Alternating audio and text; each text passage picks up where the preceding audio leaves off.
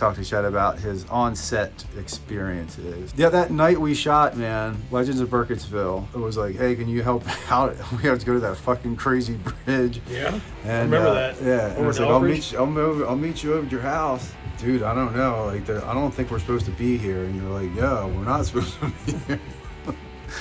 So I was already scared of, like, trying to go down there, and I was like, all right, I gotta run out. I'm gonna place this cooler on there, and then we're just gonna drive in there. I'm gonna say this line. Like, that's her shit. She's still here. All right. So it was like, went back, and then I just need you to stand there. And we went through a couple. Yeah, it was a couple takes. Yeah. You sprinted. Yeah. Football I think I style. ran like 2 or 3 times. Yeah. And then we went back, and I was just like, I can't pay you, but I'll grab dinner for pizza. Whatever, man.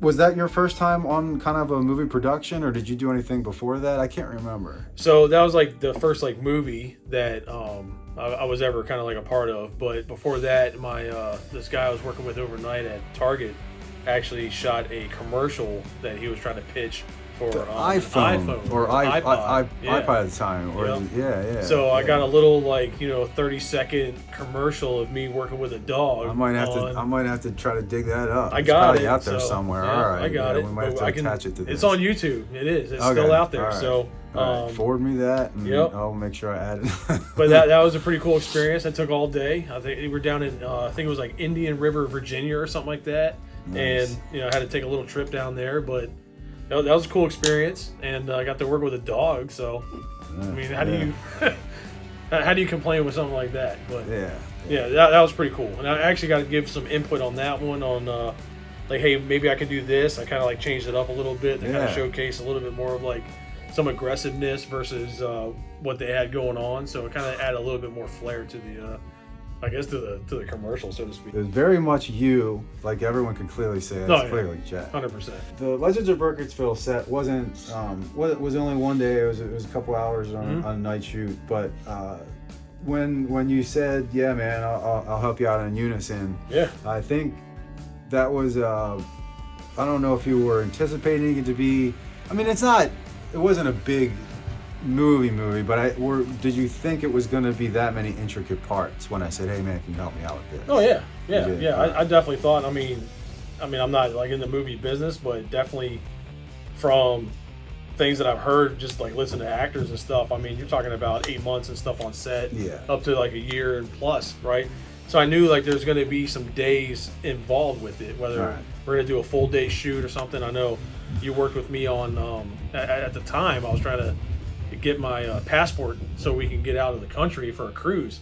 So I was like, I got to shoot in the morning if this is going to be the day, because I got to be back at this certain time. Yeah, that was it was fun, but I knew there was more involved, and 100% going into what I thought was going to be a lot of direction, do this, do that, and I was like behind it 100%. I was like, yes. The downtown location to do the press conference, that crazy hospital, which James shot you, and it was so fucking cool. So many good shots. Yeah, that was pretty awesome. That was a fun day.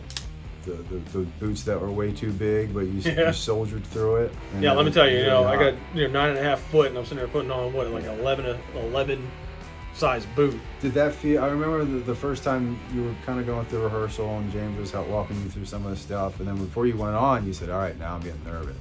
What did you mean, and what were you? I guess if you remember, nervous about, like messing your lines up, or? Yeah, I mean, not necessarily like memorizing them, but I think more so like I just didn't want to disappoint you. No. Like you were putting so much effort and so much passion into this thing. It was quote unquote your baby, right? Yeah. And I didn't want to be that one guy that was like, I totally fucked up my lines and it turned into like a disaster for that day. So I was nervous to disappoint and be like that like, all right, we got to throw all his stuff out because it was terrible type of thing. So Archer Shutter, Lieutenant General Archer Shutter Leonard. So Archer Shutter is Chester Arthur anagram. So that's where that my first and middle name. Yeah. Now that you've had kind of like your before you even had a costume test, you sent in, you're like, this is basically the black gear or whatever. You took out the background. And then you started to kind of formulate your own version of the character in your head, because it was just like, man, just do whatever you want with this guy. So you had the little inscription on the boots. What was the other crazy stuff that you definitely said, this is what you brought? I think there's probably like three things. Number one is, and we're going to start from the bottom to the top, I think. So the first thing was, how do we incorporate like a military motif to this, right? So I'm a military brat, family's all in the military, blah, blah, blah. A lot of backstory there, but I started looking on like previous movies, and Zero Dark 30 is one of those ones that stood out, and the gear that the SEALs show up with. So how do I get some of that gear, but kind of incorporate that into the movie as a military sniper, so to speak, right? So that's where I came up with that Irma camo stuff that they had. So I bought that. So I wanted to put that in there. So that was one thing that I kind of brought to the table. The second thing was, how do I showcase that I'm the third, but at the same time, the rank that you gave me was Lieutenant General. So that's a 3-star general in the actual military.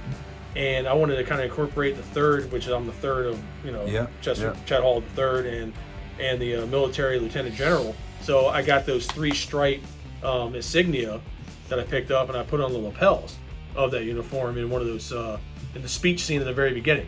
Yeah. So on the suit. So I wanted to kind of put that in there, and then the last thing is like, what do I bring to the character itself was, my dad being in the military for over 20 years, my brother being in the military, and just kind of like that decisiveness and seriousness to being in that type of the environment, and kind of like, who knows what they went through and stuff. I never asked them, but how do I just show like seriousness and all that, and like almost like a hatred for the enemy in the movie, which at the time, that's what I was trying to portray. So exactly. Yeah. It's kind of like the glaring and just the intensity that I just want to kind of showcase. And that was just like my third thing, was bringing that intensity I always bring all the time when I'm at work. So The cool thing about it was that he was even willing to come back and do those additional scenes that we just missed.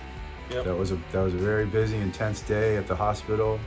Those cats coming in and trying to shut us down. That was a chore right there. So every life has been very life in 2024. So Chet and I stayed in contact a lot, through text and stuff. We just can't see each other anymore. So it's natural that things happen. What's going on, man? I just have not seen just an episode in a while, and I just want to make sure that you have your creative stream still going and not giving up on anything. So what's going on? Yeah, you talk about the DPC YouTube channel. Yep, that's it's still up. I haven't taken it down. I just haven't shot anything for a little bit. Life kind of happens. It's been retail. It's indescribable. You never know what's going to happen. New store managers, blah blah blah, whatever. But I'm trying to like rethink the format a little bit, and how do I kind of reach out to everybody that's not just an adult that's going to enjoy like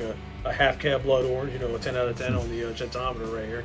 But how do you kind of like give my visual version of the Chetometer versus yours, like trying to get the right, I want to get the right audience. I got a lot of cards and everything that I'm going to showcase, and I want like the kids to see it, but since I'm dropping big trucks and stuff, you got to keep it adult only. So I'm gonna try to reformat that, and I think we'll see what happens, and see if it takes off a little bit more. But I appreciate the support, kind words all the time. Other than that, man, we're just still down here in old PA. Made the move, me, you. Yeah. Kind of went north of the border of Maryland, got out of our comfort zone a little bit, and it's kind of like we're living on an island, really. A big ass island, and try to connect as much as possible. But it's different, man, but it's awesome. We're doing things, and the main thing is that like after all these years, 20 October 2001, man.